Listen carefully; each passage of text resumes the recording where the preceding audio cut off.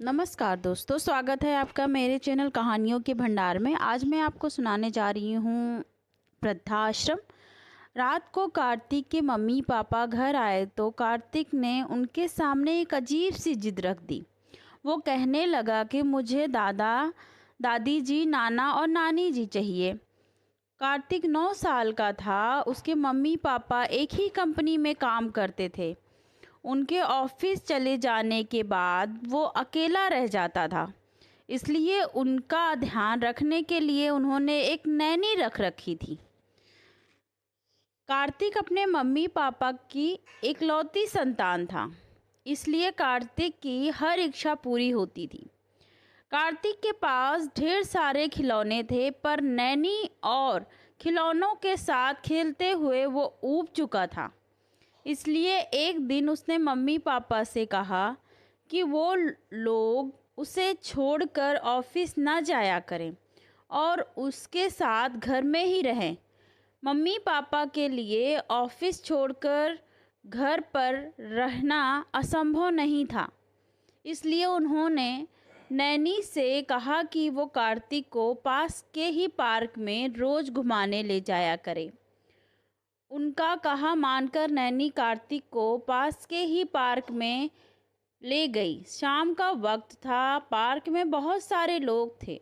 वहाँ झूले लगे हुए थे जिन पर बच्चे झूल रहे थे। कार्तिक भी उन सब बच्चों के साथ झूल रहा था। झूलते हुए एक बच्चा अचानक झूले से गिर गया और रोने लगा। उसको रोता देख उसकी दादी उसके पास आई और उसे गोद में उठाकर चुप कराने लगी। बच्चे को चुप कराने के लिए उसकी दादी ने पार्क में ही खड़े आइसक्रीम वाले से आइसक्रीम भी दिलवा दी। बच्चा चुप हो गया। नैनी ने भी कार्तिक के बिना मांगे ही उसे आइसक्रीम दिलवा दी। कार्तिक बहुत देर से उस बच्चे और उसकी दादी को देख रहा था। वो बच्चा फिर से कार्तिक के बगल में आकर झूलने लगा। ये तुम्हारी नैनी है? कार्तिक ने उस बच्चे से पूछा।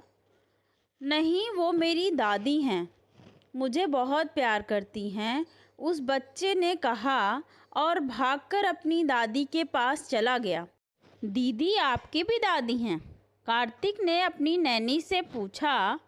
नैनी?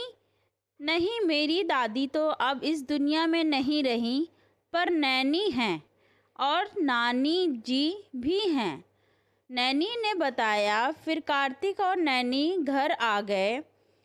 रात को कार्तिक के मम्मी पापा घर आए तो कार्तिक ने उनके सामने एक अजीब सी जिद रख दी। वो कहने लगा कि मुझे दादा दादी जी, नाना और नानी जी चाहिए। उसके मम्मी पापा उसकी बात सुनकर चौंक गए। नैनी ने बताया कि पार्क में बहुत से बच्चे अपने दादा दादी के साथ आते हैं। उन्हें देखकर ही कार्तिक के मन में यह बात आई। कार्तिक की मांग गलत नहीं थी, पर पूरी भी नहीं की हो सकती थी, क्योंकि चारों में से कोई भी अब इस दुनिया में नहीं था।